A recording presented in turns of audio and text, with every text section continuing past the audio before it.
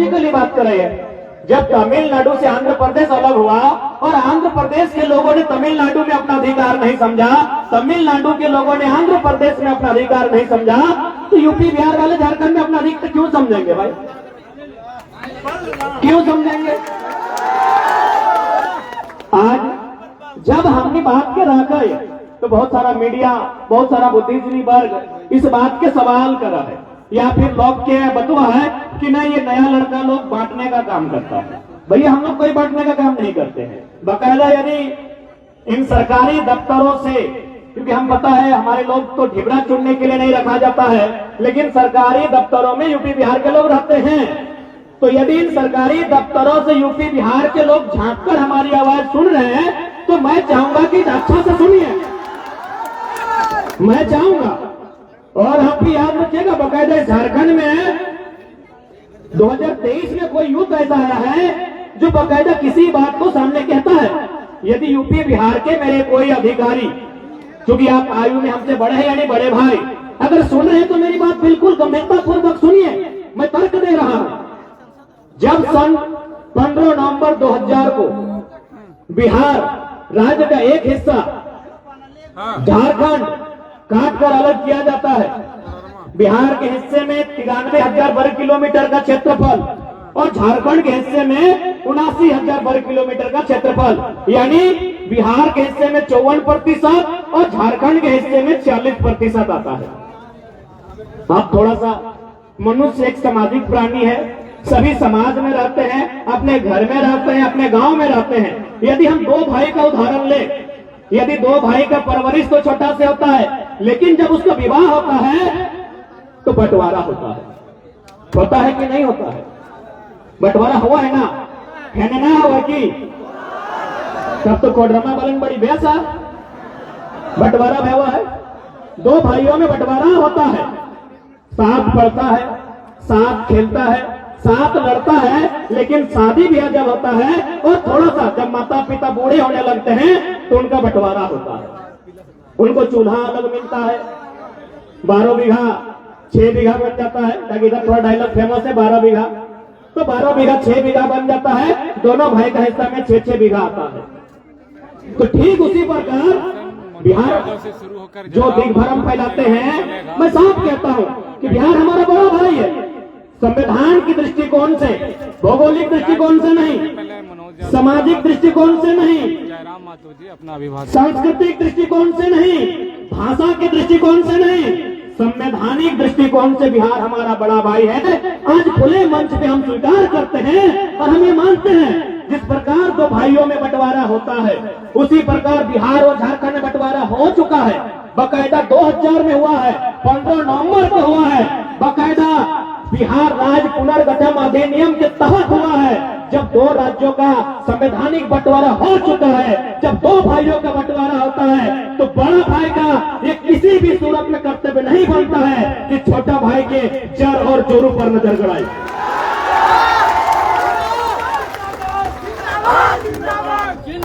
एक भी उदाहरण ऐसा है कि दो भाइयों में बंटवारा होने के बाद बड़ा भाई लाख बलशाली है, बड़ा भाई लाख धनवान है, क्या छोटे भाई की जोरू और जमीन पे नजर गड़ाएगा?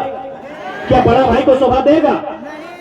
जब बंटवारा हो चुका है, बड़ा भाई को जबकि ज्यादा है, आपके पास 93,000 वर्ग किलोमीटर है, हमारे पास 79,000 वर्ग किलोमीटर है। जब बड़ा भाई छोटा भाई में बंटवारा हो चुका है, छोटा भाई अपनी जोरू ला चुका है, अपनी जमीन में दखल कर चुका है, तो आप कौन होते हैं कि वहां कौन सा फसल लगेगा? बगल में यूपी बिहार जो दिग्भ्रम फैलाया जाता है, मैं उनसे साफ साफ कहना चाहूंगा, हम स्वीकार करते हैं कि संवैधानिक दृष्टिकोण से बिहार के लोग हमारे बड़े भाई हैं। 2000 में हमने आपसे अलग होकर अपना हिस्सा लिया है, अभी हिस्सा हमारा है। यहां हम गेहूं लगाएं, चावल लगाएं, पुदीना लगाएं या धनिया लगाएं, ये हमारी इच्छा है।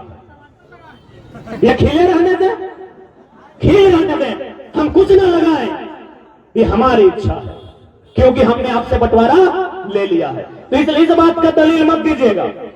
अगर कोई इस बात का दलील देता है तो बहुत गलत दलील देते हैं। दूसरा बात, मेरे अगर प्यारे बिहार यूपी के साथी भाईगण मेरी बात सुन रहे हैं, तो याद रखिएगा, बंटवारा भी बहुत किस्मों का होता है।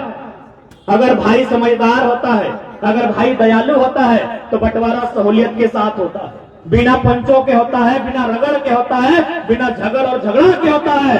हमारा बंटवारा 88 साल बाद मिला है।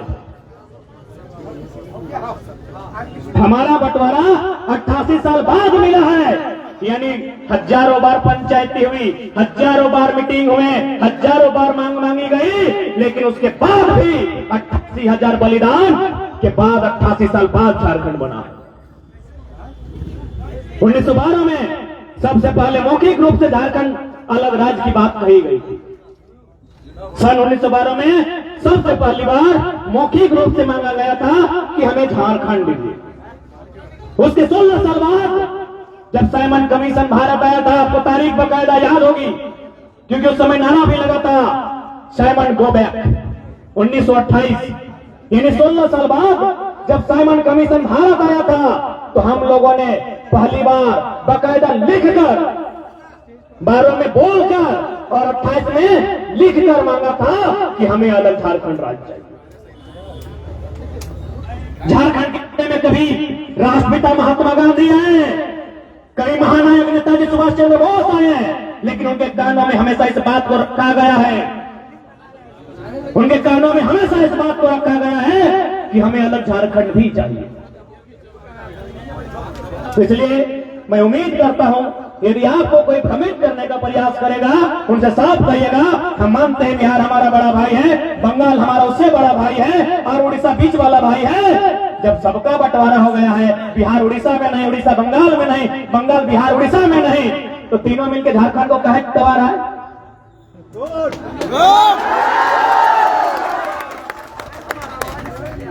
हमने देहात में है कहले गया है कि मैंने जमीन और जोरू जोर के नहीं तो को न और के, वही हाल आज आप देखिए, झारखंड के किसी कार्यालय में जाइए, प्रखंड कार्यालय में जाइए, थाना प्रभारी के कक्ष में जाइए, जिला के किसी कार्यालय में जाइए, हर जगह बाहर के लोग हैं भाई। तो झारखंड क्यों बना था? एक लाइन बताइए, ये झारखंड राज्य क्यों बना था? यदि उन पे उनको काबिज होना था, अगर यहाँ बीडीओ सीओ उनको ही बनना था, डीएसपी अगर उनको ही बनना था, तो हमारे पूर्वज के बेवकूफ थे जो जान देने के बाद, बलिदान देने के बाद, संघर्ष करने के बाद, यातनाएं झेलने के बाद अलग झारखंड लिया। आज जिस क्षेत्र में हम खड़े हैं, यहाँ केवल झारखंड ही नहीं, यहाँ की सेंट्रल योजनाओं ने भी इस राज्य को, इस क्षेत्र को लूटने का काम किया। एक कहावत कही जाती है कि हमर पानी हमर पसीना, बिजली जले तो शेख हसीना। कि हमर पानी और हमर पसीना और बिजली जले तो मैडम शेख हसीना। शेख हसीना बांग्लादेश के प्रधानमंत्री। बिजली कहां बनता है? झुमरी तिलैया का डैम का पानी से, कोडरमा का धरती में। जब बिजली कोडरमा का धरती में बनता है, जब वो पानी हमारा है, जब वो साधन संसाधन हमारा है, तो बताइए कोडरमा में कितना घंटा बिजली जलता है? 15 घंटा, कम से कम तो 18 घंटा। 15 घंटा भी नहीं। ये तो वही बात हुआ ना कि रंधनी के भात में, रंधनी के भात में, जो रंधा है अपने भात में, कोडरमा में बिजली बनता है, और ये बिजली बंगाल होते हुए बांग्लादेश जाती है। लेकिन यदि कोडरमा अंधेरे में रहता है, तो सवाल राज्य से नहीं, जो हमारे लिए कोडरमा में संसद का प्रतिनिधित्व करती है, बकायदा मैडम, ये भी सवाल होता है।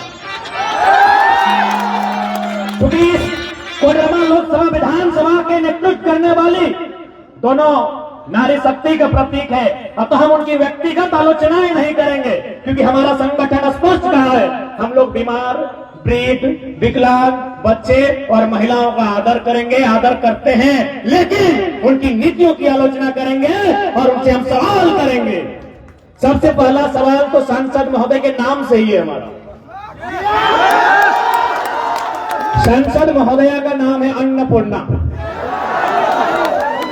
यही नाम है। इस हर नाम का अर्थ होता है।